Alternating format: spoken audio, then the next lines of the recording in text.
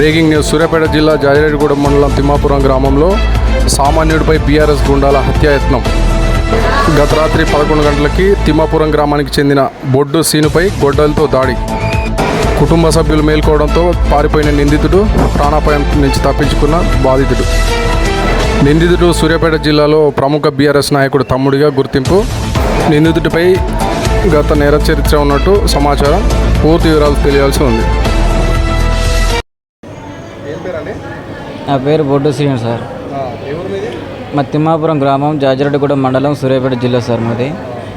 గతంలో జీడి ఉపేంద్ర అనే వ్యక్తి, జీడి నర్సయ్య అనే వ్యక్తి, సుందర్ వాళ్ళు ఘర్షణలో నేను మధ్యలో ఆపడానికి పోయిన క్రమంలో వాళ్ళు ఆగారు.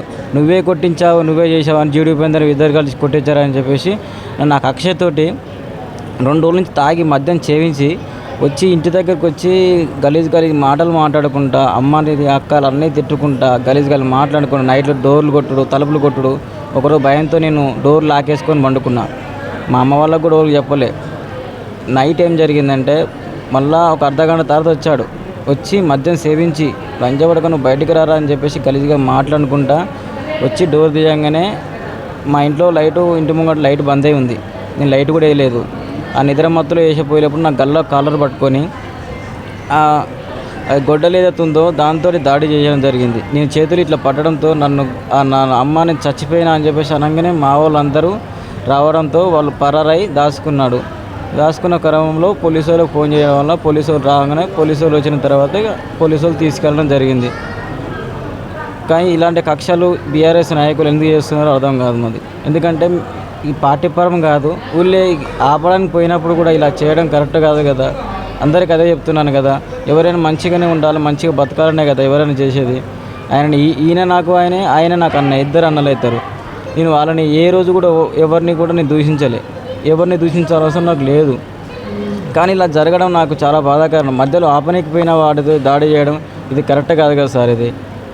కానీ ఇలా చేయడం మాత్రం ఖండిస్తున్నా సార్ నేను. ఎందుకంటే మా అమ్మమ్మయ్య కూలినాలు చేసుకునే వాళ్ళు, నేను డ్రైవింగ్ పని చేసుకుని బతికేవాడిని సార్.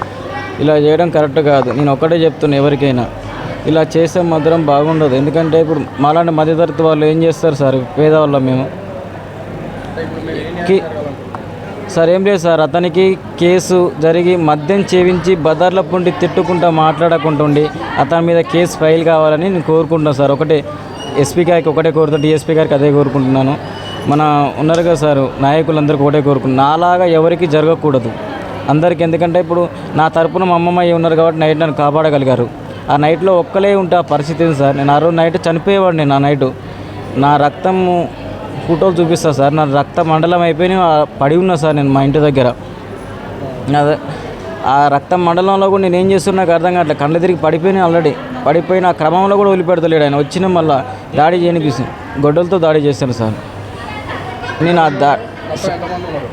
ఒకటే మద్యం సేవించి నా డోర్ కొట్టడం వల్ల నేను డోర్ తీశాను. నిద్రపోయిన క్రమంలో లేచాను కదా, ఆ టైంలో నాకు ఏం తీసుకొని కొట్టానని చెప్పేసి చూస్తారు. అతని చేతిలో గొడ్డలి ఉన్నది. గొడ్డలతో దాడి చేయకపోతే 2 చేతులు అడ్డం పెట్టినా, 2 చేతులు అడ్డం పెడితే వచ్చి అది కొద్దిగా కానీ తలకాయ పగిలడం జరిగింది. 4 కుట్లు పడ్డాయి సార్ అది. కానీ ఇది ఒకటే చెప్తున్నాను ఎవరికైనా, ఈ రోజుకి మాత్రం కేసు కాకపోతే మాత్రం నేను ఎక్కడికైనా అక్కడికి వెళ్తాను. ఇప్పుడు మన రేవంత్ రెడ్డి కానీ ఎవరైనా ఉన్నారు కదా వాళ్ళ దగ్గరికి వెళ్ళే న్యాయం జరిగేంత వరకు పోరాడుతూనే ఉంటాను సార్. దీంతో మాత్రం కథం పెట్టాను. ఎందుకంటే ఇలాంటి బీఆర్ఎస్ నాయకులకు చెక్ పెట్టడం కోసమే నేను అనుకుంటున్నాను. ఇవాళ నాకు జరిగినట్టు వేరే వాళ్ళు జరుగుతుంది సార్. వేరే వాళ్ళు జరగడం కోసం ఉండడానికి కోసమే నేను ఇది చేస్తున్నాను. ఎందుకంటే ఖచ్చితంగా న్యాయం జరగాలి. నాకు న్యాయం జరగకపోతే నేను ఎక్కడికైనా వెళ్ళడానికైనా సిద్ధంగా ఉన్నాను సార్. నేను మీ మీడియా వాళ్ళని మీడియా మిత్రులను ఒకటే కోరుకుంటున్నాను. నేను నాకు న్యాయం జరిగేటట్టు చూడండి. న్యాయం జరిగితే మాత్రం మీకు దండం పెడుతున్నా సార్. ఎందుకంటే నా పరిస్థితి బాగలేదు. నేను కూలినాలు చేసుకుని బతుకుని డ్రైవర్ను సార్. నేను మా అమ్మమ్మయ్య కూలినాలు పని చేసుకునే వాళ్ళు. కానీ ఇలా తాగి మద్యం సేవించి ఇంట్లో ఉన్నవాడిని పిలిచి మరి కొట్టడం కరెక్ట్ కాదు కదా సార్, దాడి చేయడం అది. నాకు ఒక్కటే సార్, ఎస్పీ గారిని కోరుతున్నాను, డిఎస్పీ గారిని కోరుతున్నాను, అందరికీ ఒకటే నేను.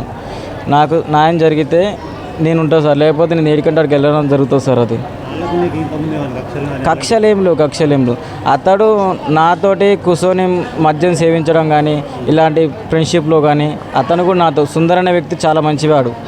ఇప్పుడు ఉపేంద్ర అనే వ్యక్తి కూడా మంచివాళ్ళే. అందుకే ఇద్దరిని ఆపనీకి పోయినా నేను.